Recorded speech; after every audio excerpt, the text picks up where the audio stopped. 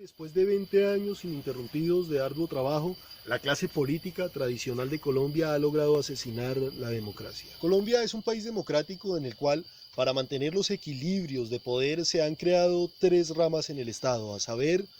el poder ejecutivo, legislativo y judicial. Para poder ejercer vigilancia sobre esos poderes, se han establecido organismos de control y para elegir los dignatarios que ocupan esos cargos, se ha elegido un consejo electoral.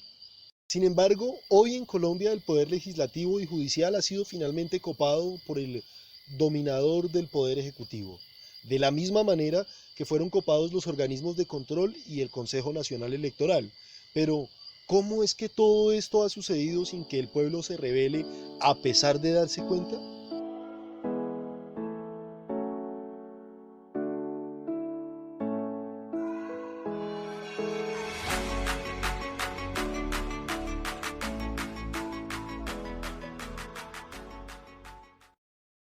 Los medios de comunicación masivos en Colombia han sido fundados, financiados y dirigidos por las mismas personas que dirigen y financian las campañas de los que hoy ostentan el poder.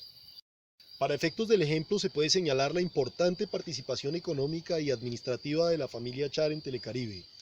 donde quien no esté de acuerdo con las decisiones de la familia más poderosa de la región no tendrá siquiera la posibilidad de hacer una denuncia pública o controvertir las decisiones. Pero en el plano nacional tampoco es posible ocultar la importancia que la opresora y antidemocrática clase dominante le ha dado al control del cuarto poder. Así se le denomina al manejo de la opinión pública en plena era de las comunicaciones, y esa denominación obedece a la importancia del impacto que el trabajo periodístico, informativo, formativo y de difusión tiene sobre las decisiones democráticas y organizacionales del pueblo.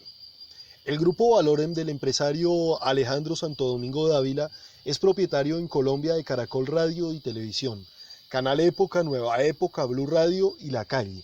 Asimismo, la organización Ardila Lule es propietaria de RCN Radio y Televisión y del recordado Canal A.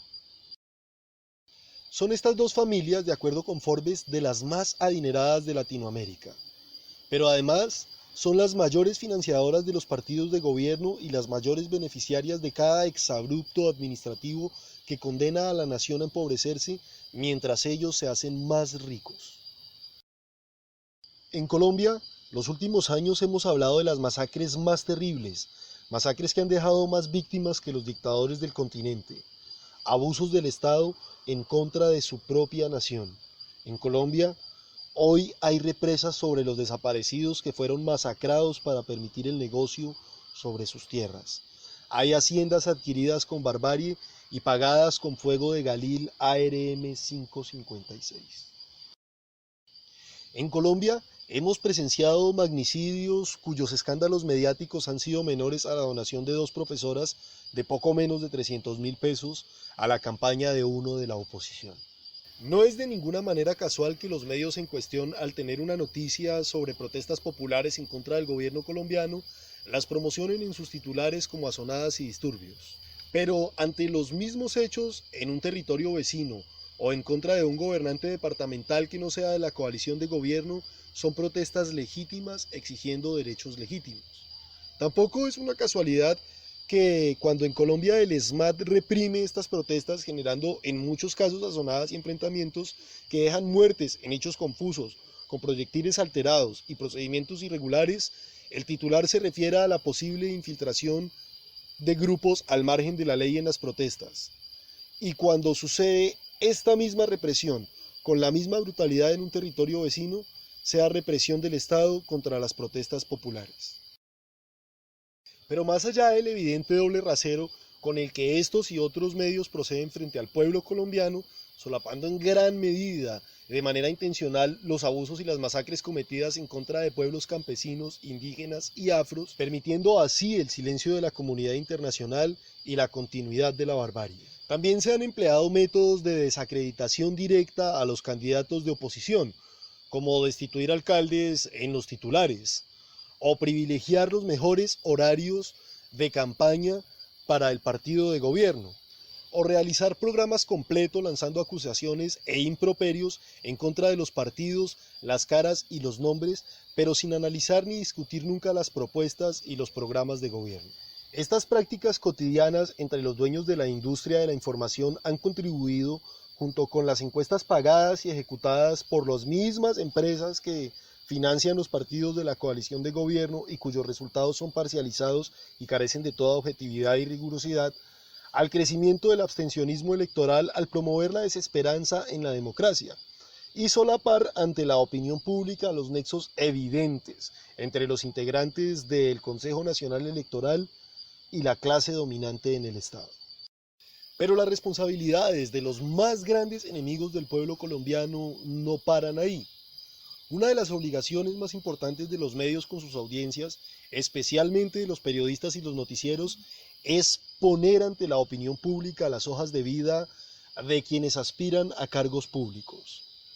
hacer investigación y ejercer control periodístico sobre la política de la nación, pero especialmente sobre los individuos que tienen el poder de decidir. En ese sentido, la deuda de los medios RCN y Caracol para con el pueblo colombiano es impagable, especialmente porque ellos han decidido convertir la política nacional en un show propagandístico según el que más paga antes y después de las elecciones, en lugar de dar a conocer las hojas de vida, sus propuestas y los intereses detrás de estas, siendo el resultado que en Colombia solamente se habla de los políticos corruptos cuando los eligen y cuando van presos. Así, mientras el Congreso, los ministerios, las embajadas, las cortes y el Consejo Nacional Electoral se llenaban de delincuentes o herederos de estos y se perdían por sus decisiones las empresas públicas al tiempo que se convertían derechos como la salud o el agua en servicios, los dueños de esos canales se enriquecieron vastamente al beneficiarse con las decisiones de esos mismos delincuentes. Por fortuna y gracias a los avances de la tecnología y las comunicaciones, hoy muchos periodistas, incluso ex empleados de esas cadenas, han empezado a poner sobre la mesa y a la vista del país lo que los antiguos dueños de la industria tanto han trabajado en solapar, que la mafia en Colombia ha permeado el Estado tanto al punto de utilizar las fuerzas del orden nacional para masacrar esa misma nación que les dio la razón de ser. Estas nuevas condiciones traen consigo la liberación del periodismo y la información,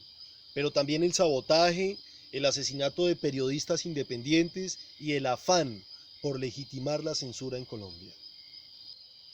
Ha sido suficiente el trabajo arduo de algunos periodistas y medios independientes como La Nueva Prensa, Cuestión Pública, los disidentes de los canales y revistas tradicionales y algunos de la nueva generación para asustar a la clase dominante y disparar el afán por demandar cualquier publicación que busque la participación en la historia política nacional. Los asesinatos de líderes independientes del periodismo pronto se van a disparar y con las condiciones actuales del Congreso debemos esperar reglamentaciones al uso de las redes y la difusión de la información.